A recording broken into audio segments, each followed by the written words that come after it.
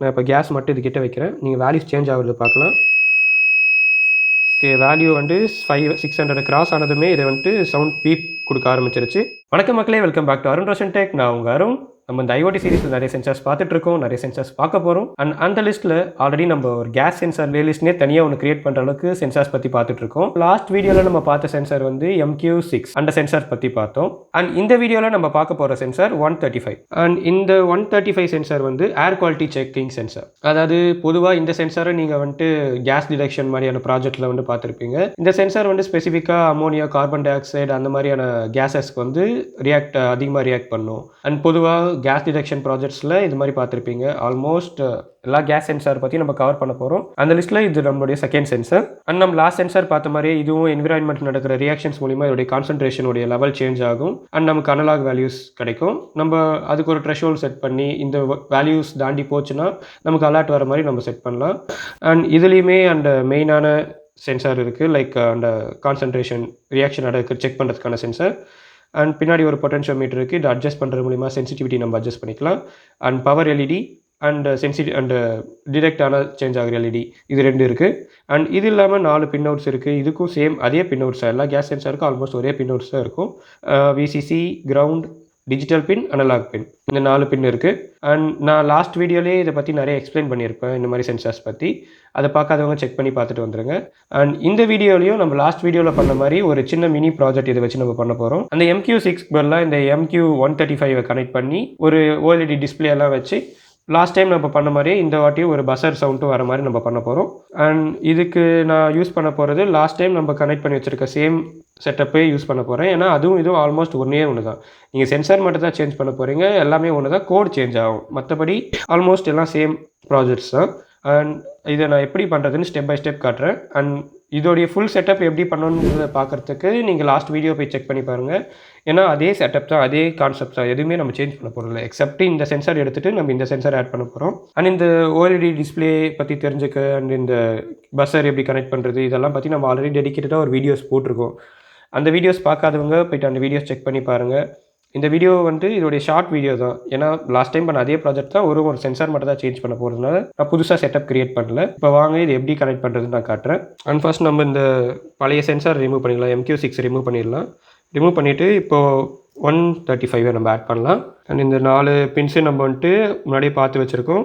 And இந்த பின்னோட்ஸ் எல்லாம் already நான் கரெக்டாக செட்டப் பண்ணி வச்சுருக்கேன், போன வீடியோவில் சொன்ன மாதிரி. இந்த வீடியோலையும் நான் அதை வந்துட்டு சொல்கிறேன், எப்படி கனெக்ட் பண்ணியிருக்கேங்கிறது நான் ரஃபாக சொல்கிறேன். ஃபஸ்ட் நம்ம இந்த கேஸ் சென்சரை வந்துட்டு இந்த 4 பின்லேயும் கனெக்ட் பண்ணிக்கிறோம். அதாவது விசிசி வந்து 5 வோல்ட்டில் கனெக்ட் பண்ணுறோம், கிரவுண்ட் பின்னை வந்து கிரவுண்டில் கனெக்ட் பண்ணுறோம். அண்ட் ஏஓ வந்துட்டு அனலாக் பின்னை வந்து அனலாகில் கனெக்ட் பண்ணுறோம். டிஜிட்டல் பின்னை வந்து டிஜிட்டலில் கனெக்ட் பண்ணுறோம், டிஜிட்டல் சைடில் கனெக்ட் பண்ணுறோம். DO2வில் கனெக்ட் பண்ணுறோம்.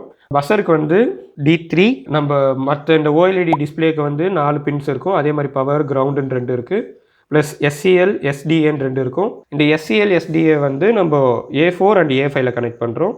HCLை வந்து நம்ம A5லையும், SDAவை வந்து A4லையும் கனெக்ட் பண்ணுறோம்.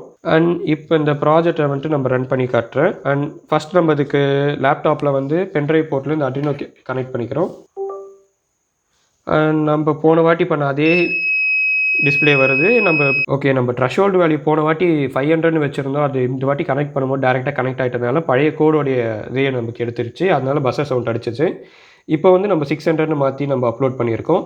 அண்ட் இந்த பேசிக்காக இந்த கோட் எக்ஸ்பிளைன் பண்ணணும்னா லாஸ்ட் டைம் சொன்ன மாதிரி சேம் கோட் ஃபார்மேட் தான், ஜஸ்ட் இந்த செட்டப்ஸ் மட்டும் கொஞ்சம் சேஞ்ச் ஆகிருக்கும். சேம் லைப்ரரிஸ் இன்க்ளூட் பண்ணுறோம். டிஜிட்டல் இந்த OLED டிஸ்பிளேக்கு தேவையானதெல்லாம் நம்ம ஃபஸ்ட்டு இங்கே ப்ரீ டிஃபைண்டாக போட்டு வைக்கிறோம். அண்ட் MQ135க்கான பின் அவுட்ஸ் நம்ம வந்துட்டு ஃபிக்ஸ் பண்ணுறோம். A1ல கனெக்ட் பண்ணியிருக்கோம், D2ல கனெக்ட் பண்ணியிருக்கோன்ற மாதிரி எல்லாமே செட்டப் பண்ணுறோம். த்ரெஷ்ஹோல்டு வேல்யூ வந்து நான் 600ன்னு கொடுத்துருக்கேன். அதாவது ஏர் குவாலிட்டி 600 தாண்டி போச்சுன்னா நமக்கு அலர்ட் வர மாதிரி செட் பண்ணியிருக்கேன். அண்ட் மற்றபடி பேசிக்கான பிரிண்ட் ஸ்டேட்மெண்ட்ஸ் அண்ட் அந்த OLED டிஸ்பிளேக்கு அனிமேஷன் நம்ம போட்டிருக்கோம் இல்லையா, பார் வேல்யூ வர மாதிரி, அதுக்கான அனிமேஷன்ஸ்க்கான கோட்ஸ் தான் இருக்குது.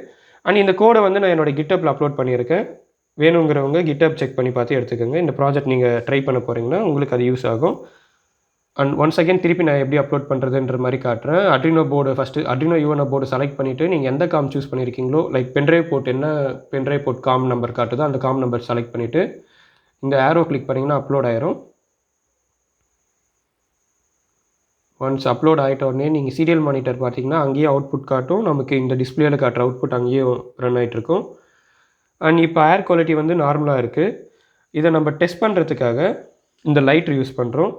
லாஸ்ட் டைம் இதே லைட்ரு தான் யூஸ் பண்ணியிருந்தோம். நீங்கள் மோஸ்ட்டாக இந்த மாதிரி ஏர் டிடக்ஷன் எல்லாத்துக்குமே லைட்ரு யூஸ் பண்ணலாம். இந்த லைட்ரில் வந்து அண்ட் இந்த லைட்ரில் வந்து 2 மோடு இருக்கும். இது வந்து ஹை ஃப்ளேம், இது வந்து லோ ஃப்ளேம் மாதிரி 2 மோடு இருக்குது.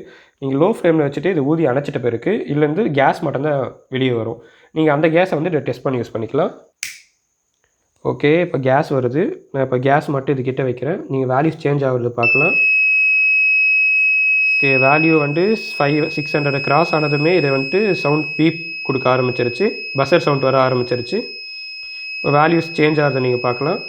ஒன்ஸ் நான் இதை தூரம் எடுத்துகிட்டு போயிட்டேன்னா வேல்யூஸ் குறைஞ்சிரும் அண்ட் பஸ்ஸர் ஆஃப் ஆயிரும். இது ரொம்பவும் சிம்பிளான ஒரு ப்ராஜெக்ட் தான்.